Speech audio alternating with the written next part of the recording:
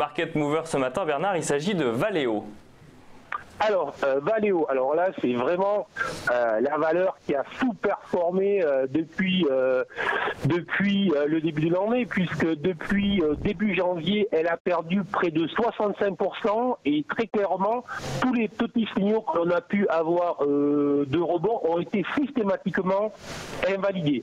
Mais là, justement, ce qui m'intéresse, c'est que depuis la fin octobre, enfin, la valeur s'est arrêtée de chuter comme une pierre et qu'elle se met à latéraliser. Alors, en plus, elle le fait au sein d'une zone en triangle.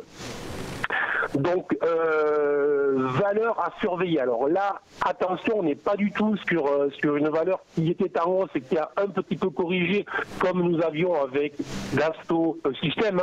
On est vraiment sur une valeur qui est retournée, qui a plutôt déçu sur les fondamentaux, sur les prévisions, etc. Donc, prudence extrême, mais je mets juste, on va dire, une petite alerte. Donc, c'est-à-dire, on va la surveiller sur les prochaines séances, sur les prochaines semaines, voir si cette latéralisation se poursuit et si l'on construit en fait une base pour un rebond futur dans les prochains mois. Vous voyez, on est très loin de envisager un rebond. On va dire qu'on pourrait peut-être envisager sur cette valeur une évolution entre le 22 et le 26-28 pour les prochaines semaines, ce qui après une chute de 65% serait déjà très bénéfique pour ceux qui n'ont pas réussi à vendre la valeur depuis le mois de janvier et qui l'ont encore en fait en portefeuille. Autrement dit, il est sûrement, si vous ne l'avez pas cédé